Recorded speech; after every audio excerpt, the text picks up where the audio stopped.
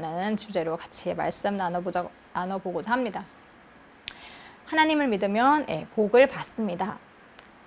하나님은 그분을 믿는 자들에게 영적인 축복은 물론 육적인 축복도 주십니다.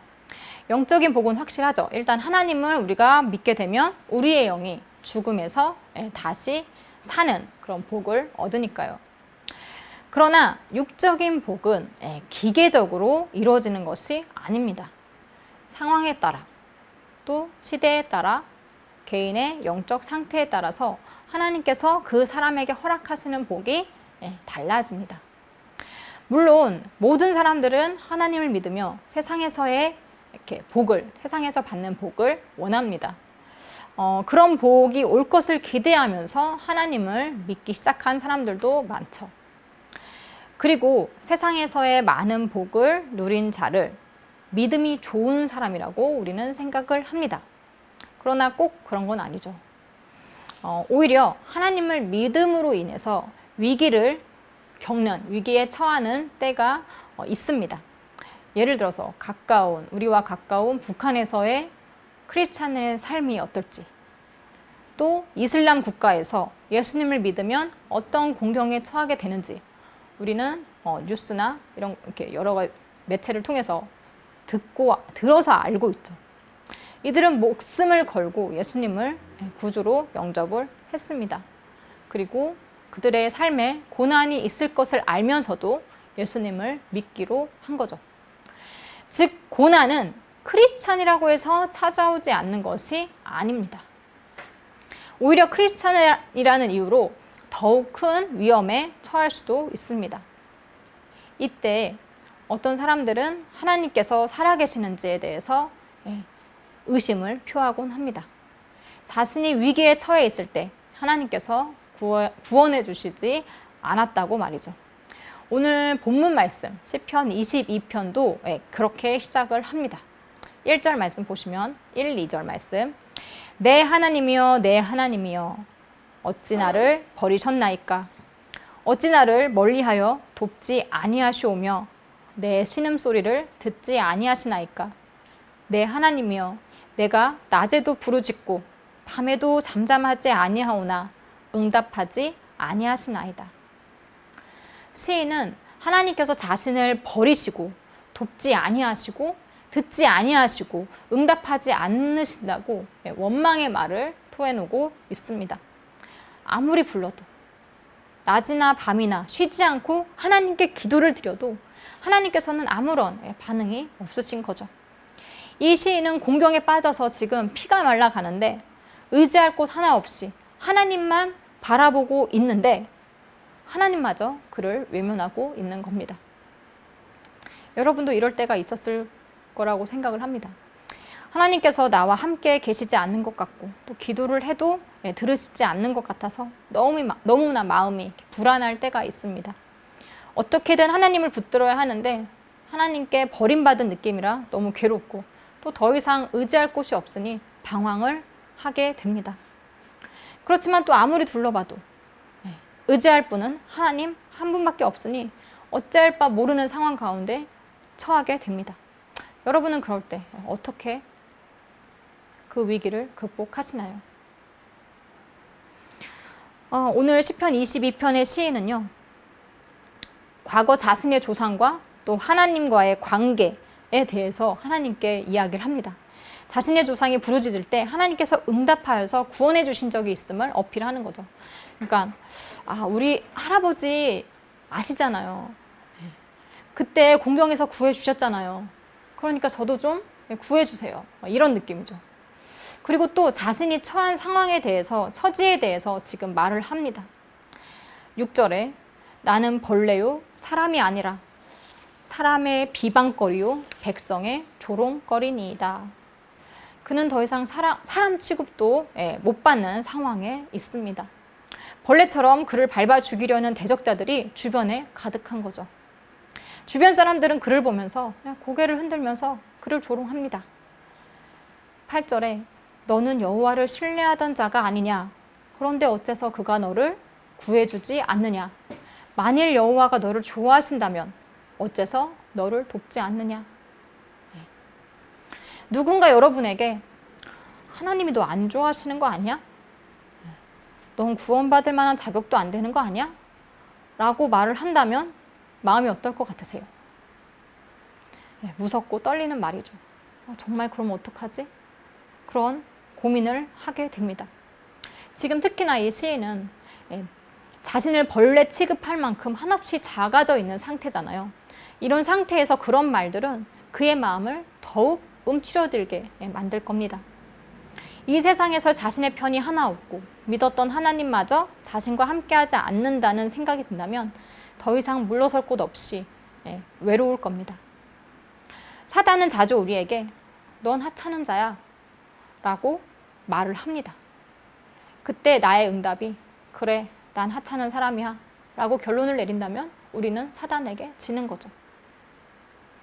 우리는 하나님의 자녀임을 그렇기 때문에 우리가 얼마나 고귀한 존재임을 잊어서는 안 됩니다. 시인은 계속해서 하나님의 도우심을 간구합니다. 모태에서부터 그는 하나님을 의지했고 하나님께 맡겨진 하나님의 백성임을 고백합니다. 그래서 다시 한번 하나님께 기도드립니다. 11절에 나를 멀리하지 마옵소서 환난이 가까우나 도울 자 없나이다. 좌절 속에서도 하나님을 놓지 않고 있습니다. 그리고는 그의 대적이 또 얼마나 대단한지 하나님께 보고합니다. 지금 그의 상태는 대적에게 에워싸이고 둘러싸여 있는 상태에 있습니다. 사자가 눈앞에서 당장이라도 그를 집어삼킬 듯이 입을 크게 벌리고 그에게 달려들 형세입니다. 눈앞에서 사자 보신 적 있으신가요? 엄청 무섭습니다. 저 같은 경우는 앞에 이렇게 튼튼한 유리벽이 있고 사자가 공격할 의사를 보이지 않음에도 불구하고 엄청나게 무섭더라고요. 그런데 그 사자가 자신을 공격하려고 하고 있고 또 앞에 아무런 방해물도 없다면 완전 공포죠. 지금 시인은 그런 심정이라는 겁니다. 두려움의 마음까지 양초처럼 녹아버렸다고 표현을 하고 있습니다. 몸도 마음도 곧 죽을 것 같은 상황입니다. 대적들은 개떼처럼, 개떼 만나본 적 있어요. 개 한 마리도 무서워할 때가 있는데 개가 떼로 몰려서 시인을 둘러싸고 있고 그의 손발은 이미 물어 뜯겼습니다. 시인의 육적 고통이 얼마나 심한지 자신의 모든 뼈를 셀 수 있을 정도라고 말하고 있습니다. 여러분은 여러분의 뼈를 셀 수 있으신가요? 한번 이렇게 한번 봐보세요. 뼈가 몇 개인지 셀 수 있을까요? 언제 뼈를 셀 수 있죠? 엄청나게 마르면, 사람이 마르면 셀 수 있습니다. 피골이 상접한다고 하죠, 우리가. 이렇게 살과 뼈가 이렇게 딱 달라붙을 정도로. 시인의 고통이 어느 정도인지 상상을 조금이나마 할 수 있을 겁니다. 그런데 그렇게 고통스러워하는 모습을 대적들이 지금 지켜보고 있습니다. 육신의 고통만으로도 너무나 힘든데 남들, 그것도 원수들의 구경거리까지 된 거죠. 그렇게 수치스러운 상황 가운데 놓이니 몸뿐만 아니라 마음까지도 처참했을 겁니다. 심지어 18절에 내 옷을 나누며 속옷을 제비 뽑나이다 라면서 그가 얼마나 지금 비참함 속에 있는지 이야기합니다. 자신의 치부를 가려줄 겉옷, 게다가 최후의 보루인 속옷까지. 수치가 고통을 이길 때가 많다는 거 여러분 아시죠? 우리가 넘어졌는데 너무 부끄럽게 넘어지면 피가 나든 상처가 나든 상관없이 우리가 바로 일어나서 그 자리를 피하잖아요. 이 시인은 지금 그 수치를 넘어서 굴욕적인 상황 가운데 처했습니다. 이 시인이 어떤 이유에서 이런 위기에 처하게 되었는지 우리는 알 수는 없지만 그럼에도 그 시간들이 얼마나 고통스러웠을지는 조금이나마 예측할 수 있을 겁니다. 그는 그 상황을 견디기가 너무 힘들었습니다. 누구라도 그랬을 겁니다. 그래서 그는 계속해서 하나님께 자신을 도와달라고 간구했습니다. 그는 하나님만이 자신의 힘 되심을 고백합니다. 그는 하나님께서 응답해 주실 때까지 포기하지 않고 하나님을 찾았습니다.